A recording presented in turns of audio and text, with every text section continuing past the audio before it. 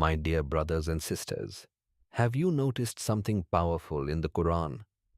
When Allah speaks about fasting in Surah Al-Baqarah, suddenly in the middle of those verses, Allah says in Surah Al-Baqarah ayat 186, "And when my servants ask you about me, indeed I am near. I respond to the call of the caller when he calls upon me." Why place the verse about Du'a in the middle of fasting? Because Ramadan is not just about hunger. It is about asking. It is about returning. It is about conversation with Allah. 3 guaranteed times for accepted du'as in Ramadan. Brothers and sisters, let me share with you 3 golden opportunities that you should never miss. 1. At the time of iftar, breaking fast. The Prophet Muhammad sallallahu alaihi wasallam said, "The fasting person has a supplication that will not be rejected when he breaks his fast." Subhanallah. Imagine this. You've been fasting all day. Your throat is dry. You're exhausted. And right before that first sip of water or that first date touches your lips, you have a direct line to Allah. Don't waste it with Bismillah and rushing to eat. Make dua. Ask Allah for what you need. Ask for Jannah. Ask for forgiveness. Ask for your family, your health, your guidance. Practical tip. Keep a small list of du'as near your iftar table. Memorize them. Make them personal. 2. The last third of the night, tahajjud time. The Prophet Muhammad sallallahu alaihi wasallam said, "Our Lord descends every night to the lowest heaven when the last third of the night remains and says, 'Who will call upon me that I may answer him? Who will ask of me that I may give him? Who will seek my forgiveness that I may forgive him?'" My dear brothers and sisters, can you imagine? The King of Kings, the creator of the heavens and earth, is asking, "Who wants to talk to me? Who needs something from me?" During Ramadan, you're already waking up for suhoor. Wake up just 20, 30 minutes earlier. Pray 2 raka'ah. Then sit and pour your heart out to Allah. Cry if you need to. This is your private moment with your Lord. 3. Laylat al-Qadr, the night of power. Allah says in Surah Al-Qadr ayat 3, "The night of decree is better than 1,000 months." The Prophet Muhammad sallallahu alaihi wasallam told Aisha, "Ara, if you witness Laylat al-Qadr, say, 'Allahumma innaka afuun tuhibul afwa fa'fu anni.' O Allah, you are forgiving and love forgiveness, so forgive me." Brothers and sisters, this is the night we should be searching for in the last 10 nights. Don't let it pass in sleep or in idle talk. Stay up, make dua, cry to Allah and ask for everything. What should you ask for? Essential du'as not to miss. Let me share with you some crucial du'as that you should be making throughout Ramadan. For forgiveness from Surah Al-Araf ayat 23. Rabbana zalamna anfusana wa illam tagfir lana wa tarhamna lanakunanna minal khasirin. O our Lord, we have wronged ourselves. If you do not forgive us and have mercy on us, we shall certainly be among the losers. My brothers and sisters, we all have sins. We all fall short. But Allah's mercy is greater than all our sins combined. Ask for forgiveness sincerely, for Jannah and protection from hellfire. Make this dua often. Allahumma inni asaluka al-jannah wa ra'udu bika minan nar. O Allah, I ask you for paradise and seek refuge in you from the fire. The Prophet Muhammad sallallahu alaihi wasallam said, "Whoever asks Allah for paradise 3 times, paradise will say, 'O Allah, admit him to paradise.'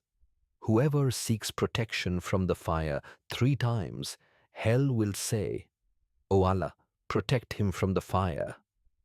For your parents from Surah Al-Isra ayat 24. Rabbi Iramhuma Kamarabayani Sagira, my Lord, have mercy upon them as they brought me up when I was small. Whether your parents are alive or have passed away, this dua is essential.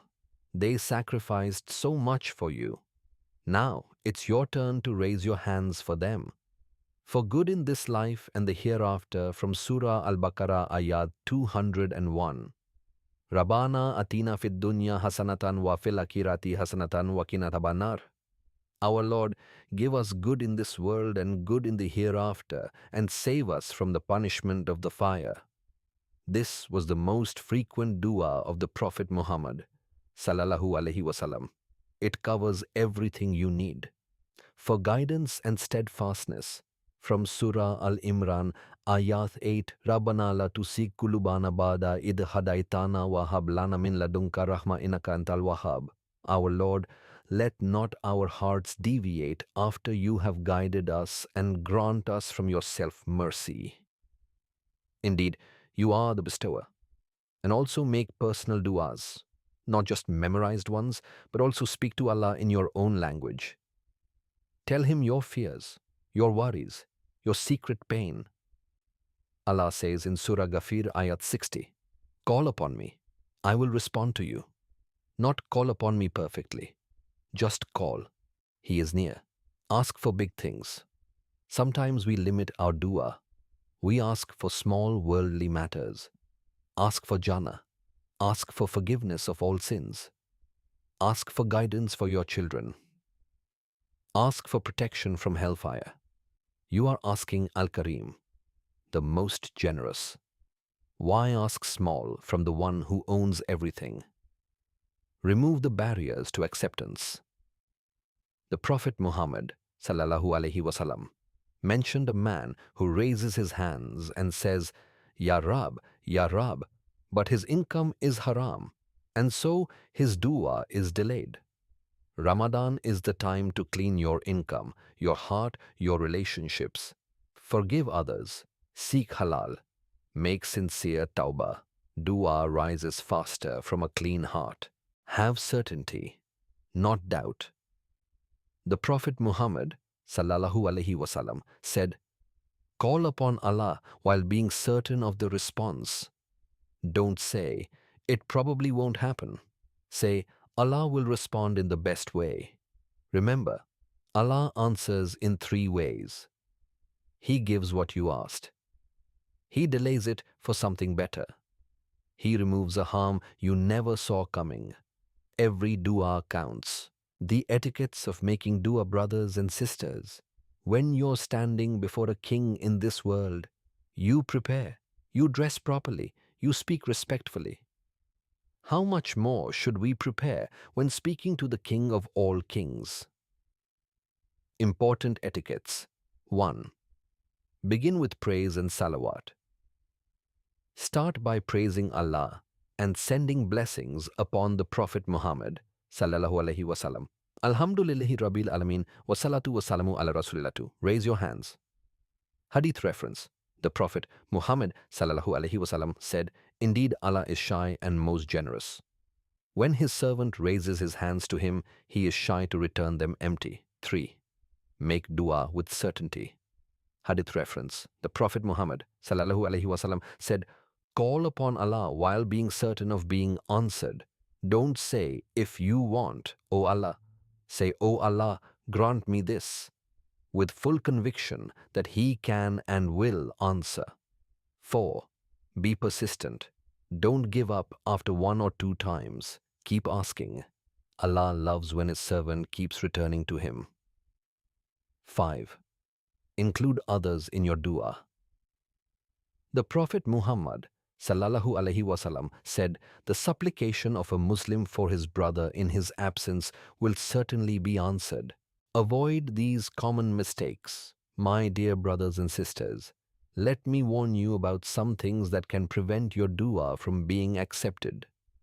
1. Making dua for sinful things. Don't ask Allah to help you in something haram too.